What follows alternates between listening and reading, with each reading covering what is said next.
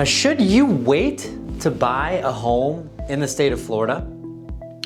Things have been changing. We've been talking about things have been changing in the overall market, and we're starting to see some potential pushback from buyers. That hasn't happened in a while. We've been very much in a seller's market where we've got multiple offers on every single property, and it got really frustrating for buyers in the market. And so as we have seen the interest rates increase since the beginning of the year from around the 3% up to the 5%, the question becomes, did I miss my window of opportunity as a buyer, and should I just wait? Is this market gonna crash? Should I just wait until that happens, the bubble bursts, the market crashes, everything blows up? Well, let's talk about that. So yes, interest rates have gone up. There is no question about that.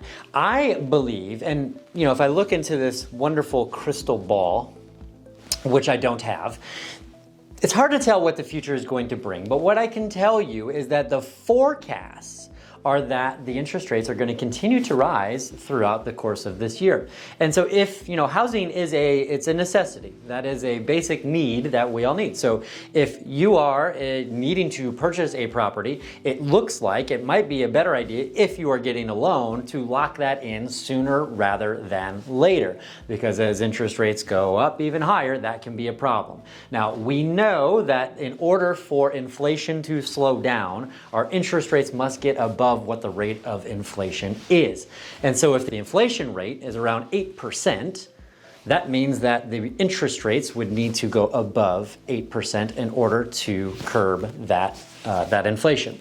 And so, I don't know if it's going to go there, but that is a possibility. And so now with interest rates around the 5.5% range, that doesn't seem so bad. And historically speaking, 5.5% is a very low interest rate. We've just been spoiled for so many years with interest rates in the 2% and 3%. But that has changed. That likely won't happen again for the long foreseeable future because the government is not buying the mortgage-backed securities. They're not doing that. There's no indication that's going to happen in the near future. And so, should you do it? Should you buy now or not? If you're going to be living in Florida, you have to do one of two things. You either need to rent property or you own property. And the other side of this conversation is that rents have gone up through the roof, right? And so depending on a lease, if you have an annual lease, every year the landlord has the ability to raise your rental rate. And so that creates a lot of unknown. That creates a lot of instability in how life is. Like, do we have to move? Are we going to be able to find a place? Because they're hard to find. They're very hard to find right now. And so being able to purchase a home now and lock in an interest rate before they could go up is a really big deal to create stability. Because when you buy, you're able to lock in your payment for the principal and interest over the course of a 30-year or 15-year period, whatever you choose, and that's it.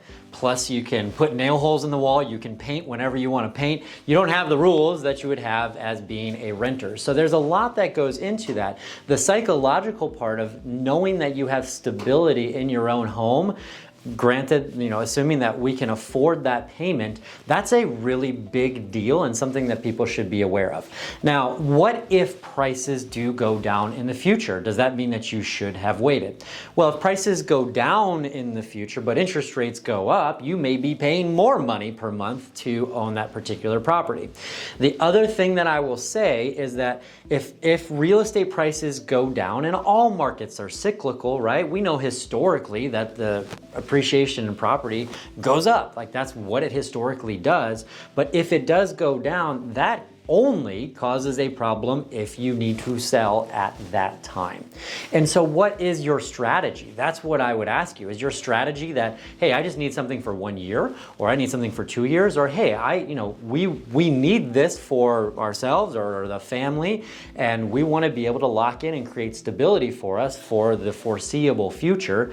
then that might make a decision a lot easier. But you've got to ask yourself that question, what is it that I really want? And if the stability is something that you want, that could be a really good option for you right now. Now, my team and I, we work very diligently with you as a buyer to be able to make sure we're putting you in a scenario that is good for you. It is never never how we operate to just push the budget or do anything. We want you to be comfortable. We want you to work with a lender partner who also wants you to be comfortable and that you're making a good financial decision for you in the future and something that you can sustain.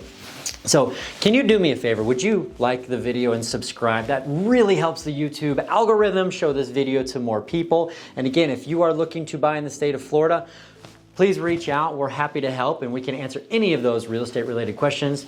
You have an amazing day. We'll talk soon. Thank you.